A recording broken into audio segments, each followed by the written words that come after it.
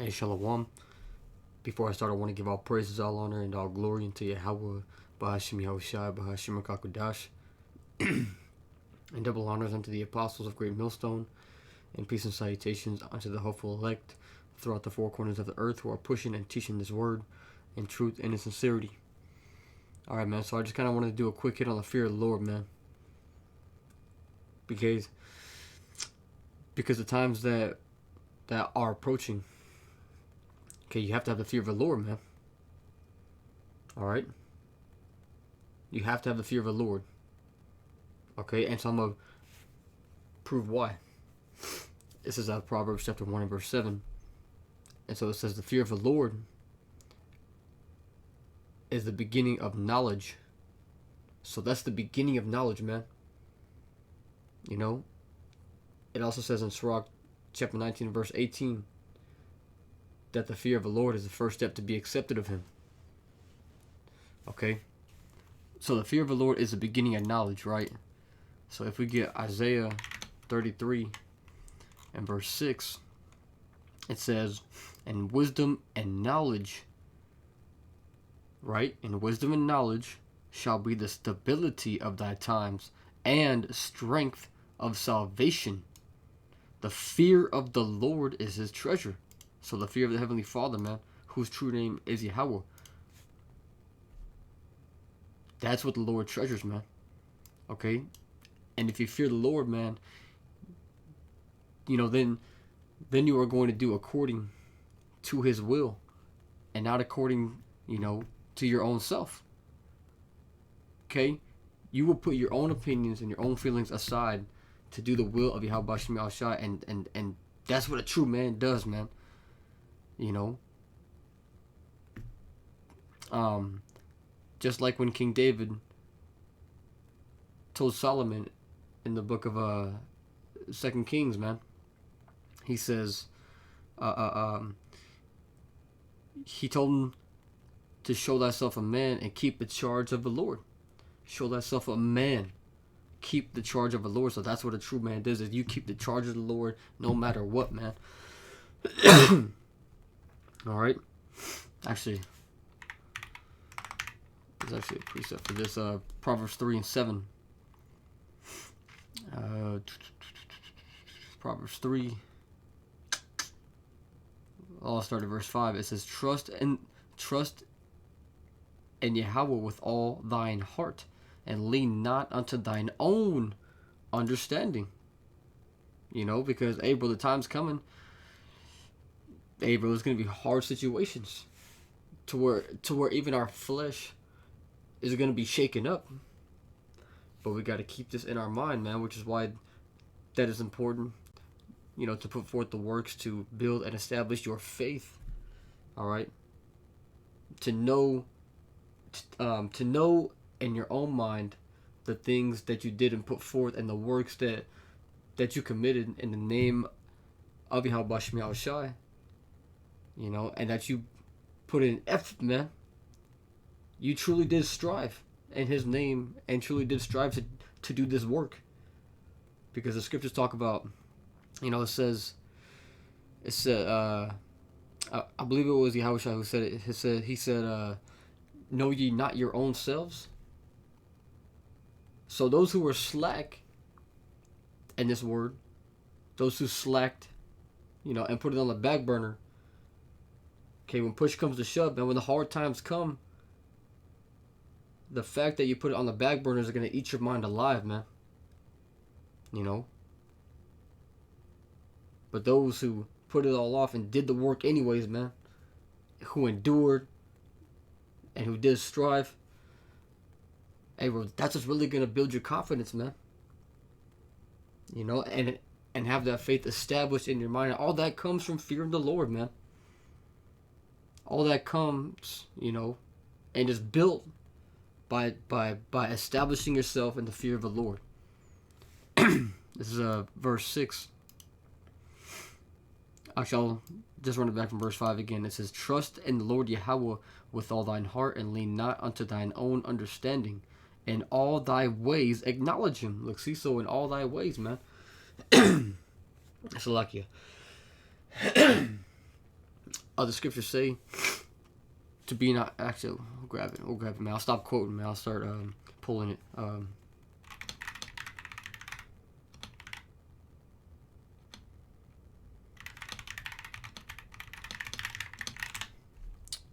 Sirach chapter 5 verse 15, and it says, "Be not ignorant of anything in a great matter or a small."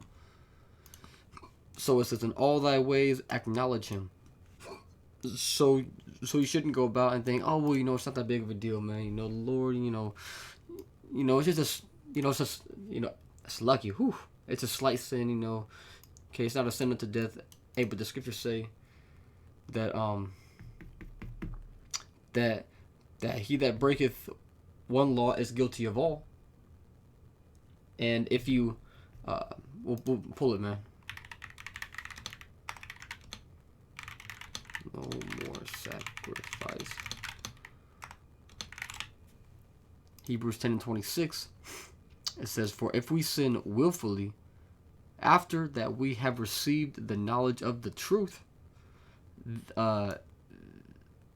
there remaineth no more sacrifice for sin, but a certain fearful looking for of judgment and fiery indignation, which shall devour the adversaries."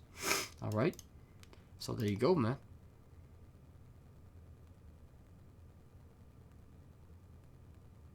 So if you do these things, hey, bro, because you will know when you put off the fear of the Lord, because you know your own self, man.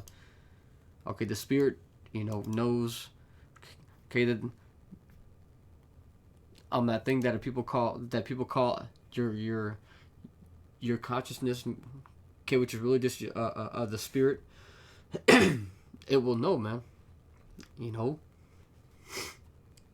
It says, "In all thy ways acknowledge him, and he shall direct thy paths."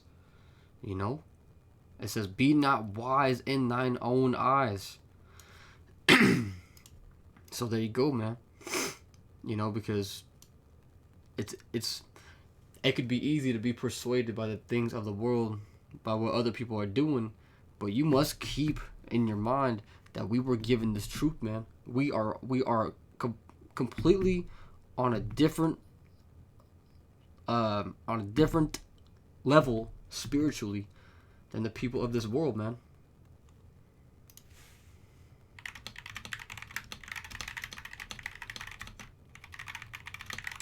And just to back that up, Matthew 13:11. I'll start at verse 10. It reads, "And the disciples came." Actually, I'll start at verse 9. It says, actually, I'll start at verse 10. It's lucky. It says, Matthew 13:10. "And the disciples came and said unto him, Why speakest thou unto them in parables?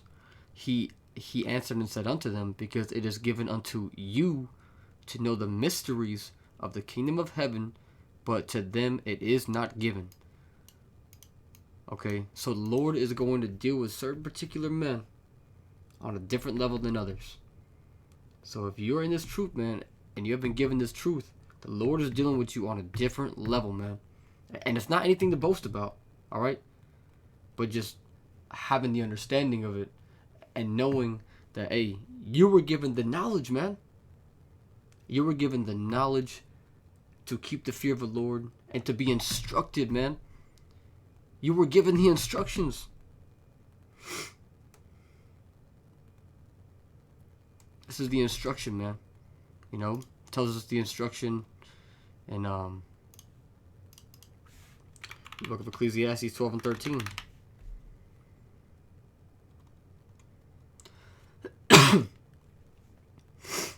It says, "Let us hear the conclusion of the whole matter.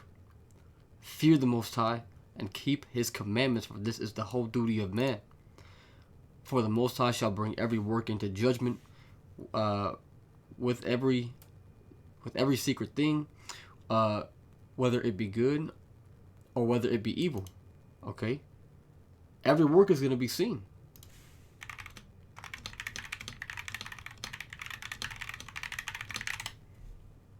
This is Sirach 23:19. Just to kind of back that up. And it says, Such a man only feareth the eyes of men, and knoweth not that the eyes of the Lord are 10,000 times brighter than the sun, beholding all the ways of men, and considering the most secret parts. Alright? So the Lord knows all, man. You know, and there's another one that says,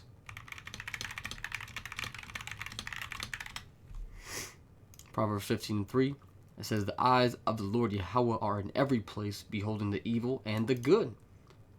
So you can't hide anything from the Lord, man. So the Lord is going to know if you're not truly fearing him. Okay? Okay, you might be able to fool man, but hey, when push comes to shove, man, you know, that's what it's all about, man. Okay, we are in the end game.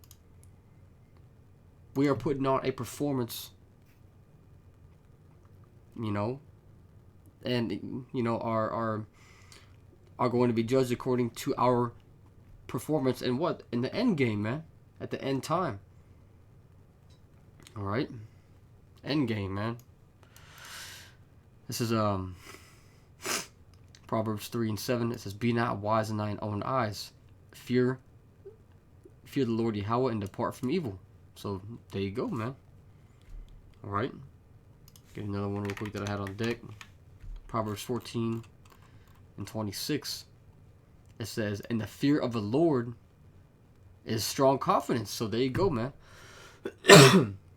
It's a strong confidence. So if you fear the Lord in that time of all hell, hey, but you will have that confidence in you, because it tells us in Sirach 2:10.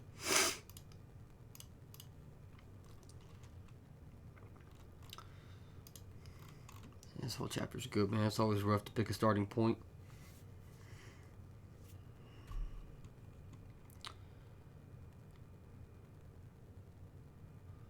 Sirach 2. I'll start at verse 6, and it says, believe in him, and he will help thee. Order thy way aright, and trust in him. It says, ye that fear the Lord, wait for his mercy, and go not aside, lest ye fall. Look, see, so if you go aside, you will fall, man. It says, and go not aside, lest ye fall. You know, so we gotta wait for his mercy, man. It says, it reads in verse 8, ye that fear the Lord, believe him, and your reward shall not fail. Once again, fear the Lord, man. Believe him. And all thy ways acknowledge him. You know, it says to lean not unto your own understanding. It says, ye that fear the Lord, hope for good and for everlasting joy and mercy. Look at the generations of old, and see, did ever any trust in the Lord and was confounded? Or did any abide in his fear and was forsaken? No, man. No man that abided in the fear of the Lord was forsaken.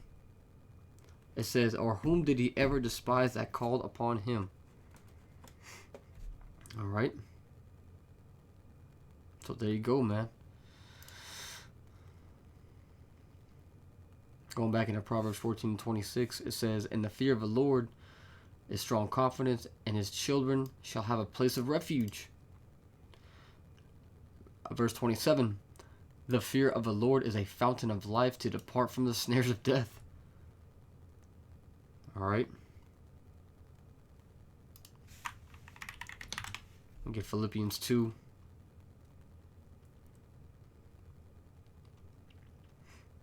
And verse 12. And it says, it reads, wherefore, my beloved, as ye have always obeyed, not as in my presence only, but now much more in my absence, work out your own salvation with fear and trembling. For it is the Most High which worketh in you both to will and to do of his good pleasure. You know? So doing the things that you would and fearing the Lord, hey, bro, it's just a good pleasure, man. You know, doing the good works. All right. It says, do all things without murmurings and disputings, that ye may be blameless and harmless, the sons of the Most High, without rebuke in the midst of a crooked and perverse nation, among whom ye shine as lights in the world. You know, those who are going to shine as lights in the world are going to be those who fear Yahweh Shem Yahushai, man. Oh, what's that one that talks about,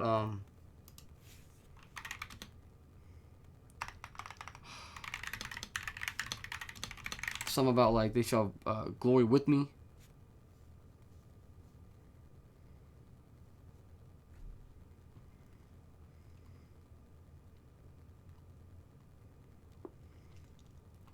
Man, it's lucky, man. Give me one moment. Alright, man, I got it.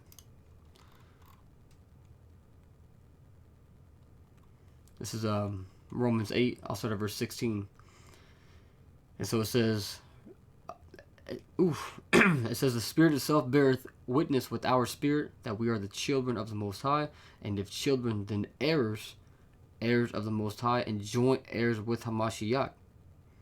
If so be that we suffer with him, that we may be also glorified together.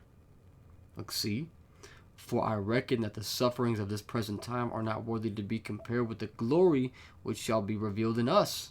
All right? Look at this, man. So if we keep the fear of the Lord, you know, because if you keep the fear of the Lord, man, then you are going to, you know, then we are going to suffer, which is that's a condition of the battle, man. Okay, we suffer now, and we get the reward of glory and immortality later after we have overcome, Lord willing that we be of those men. All right, and then I have another one too that I got. This is Hebrews 2:10. It says, for it became him, for whom are all things, and by whom are all things, and bringing many sons unto glory, to make the captain of their salvation perfect through sufferings. So, hey, man.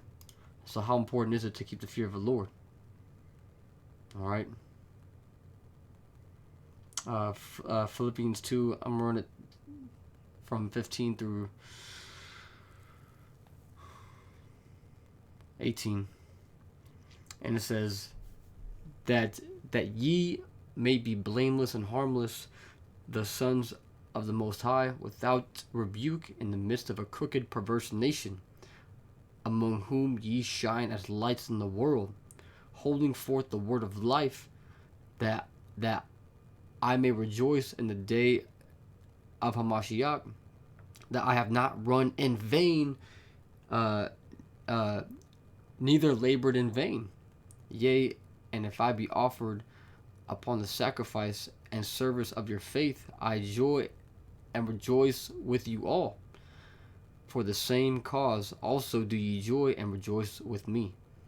Beautiful words, man. Beautiful precepts, man. Okay, pretty self-explanatory. All right. But that's about all I had. And with that being said, I hope and pray that this was edifying. All right. And I would like to give all praises, all honor, and all glory unto Yahweh, Bahashim Yahushai, Bahashim Rakakwadash, and Shalom Akim.